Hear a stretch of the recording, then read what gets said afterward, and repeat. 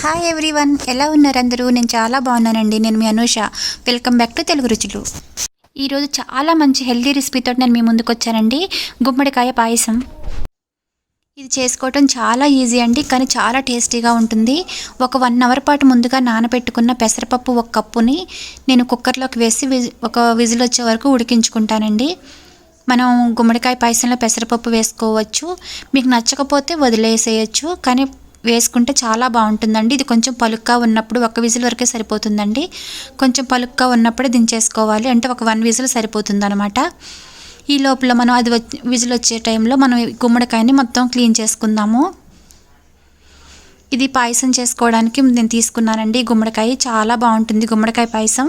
ఇది వెనకటి కాలంలో చాలా చేసేవాడు కదండి. ఇప్పుడైతే కొంచెం ఈ రెసిపీస్ తక్కువే అనమాట గుమ్మడికాయతోటి.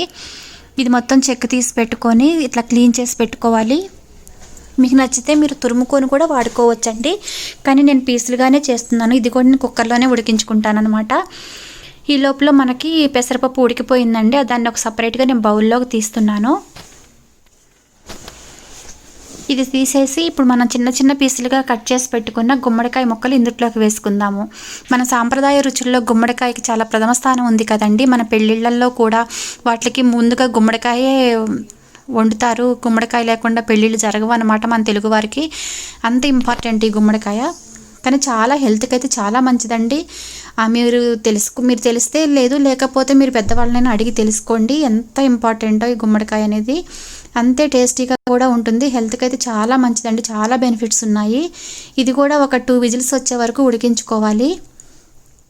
ఆ తర్వాత పప్పు గుత్తితో కానీ లేకపోతే గరిటెతో కానీ ఒకసారి మంచిగా కలుపుకుంటే సరిపోతుందండి. ఉత్తిగానే మెత్తగా అయిపోతుంది. నేను కొంచెం ముక్కలుగా కూడా ఉంటే బాగుంటుందని చెప్పేసి కొంచెమే మెదుపుకున్నాను. ఇప్పుడు ఇలా మెదుపుకున్న ఈ పేస్ట్ని కూడా మనం ఒక సపరేట్గా ఒక బౌల్లో తీసుకుందాము. స్టవ్ పైన ఒక మందపాటి కళాయి పెట్టుకొని అందులోకి ఒక 2-3 స్పూన్ల వరకు నెయ్యి వేసుకోవాలి. అందులోకి డ్రై ఫ్రూట్స్ వేసుకొని ఫ్రై చేసుకోవాలి. నేనైతే ఇక్కడ కిస్మిస్ తీసుకున్నాను, బాదం తీసుకున్నాను, కాజు తీసుకున్నాను. మీకు నచ్చినట్లు మీరు ఏదైనా తీసుకోవచ్చు. ఎండు కొబ్బరి ముక్కలు కూడా యాడ్ చేసుకోవచ్చు మీకు నచ్చితే. నేనైతే వెయ్యలేదండి, అది కూడా బాగుంటుంది. మీరు ఈ పాయసంలో కూడా కొబ్బరి వేసుకోవచ్చు మీకు నచ్చితే. నేను కొబ్బరి బదులు పెసరపప్పు వేసుకుంటున్నాను.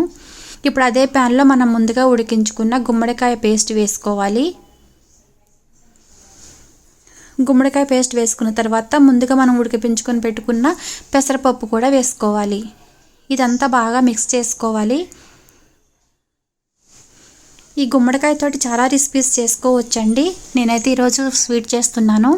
ఇందులోకి 1 కప్పు వరకు కాచి చల్లార్చుకున్న పాలు కూడా వేసి ఇదంతా బాగా మిక్స్ చేస్తున్నాను.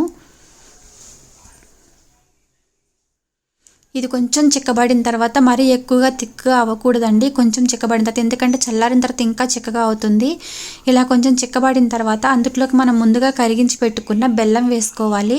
మీరు షుగర్ అయినా వేసుకోవచ్చండి, కానీ నేను బెల్లమే వేస్తున్నాను. బెల్లంతో నాకు ఇష్టం, కానీ హెల్దీ కూడా బెల్లంతో మంచిది కదా, అందుకని వేసుకుంటున్నాను. నేను తీసుకున్న ఒక 1/2 కేజీ గుమ్మడికాయకి 1/2 కేజీ బెల్లం వేసుకుంటున్నానండి.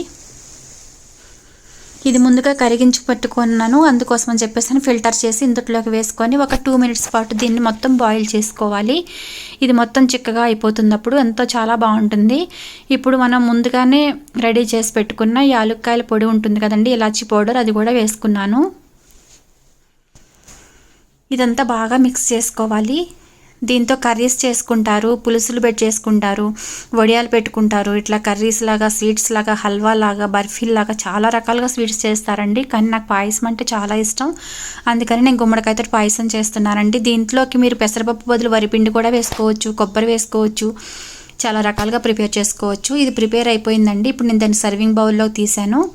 ఆ తర్వాత మనం ముందుగా ఫ్రై చేసి పెట్టుకున్న డ్రై ఫ్రూట్స్ని కూడా అందులోకి యాడ్ చేసుకోవాలి. చూసారు ఎంత బాగుందో, అసలు చూస్తుంటే నోరు ఊరిపోతుంది కదండి.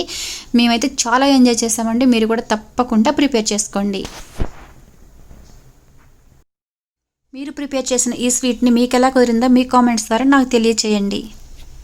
మరిన్ని హెల్తీ అండ్ టేస్టీ రెసిపీస్ కోసం తెలుగు రుచులు ఛానల్ సబ్స్క్రైబ్ చేసుకోండి. మీ ఫ్రెండ్స్కి, రిలేటివ్స్కి షేర్ చేయండి.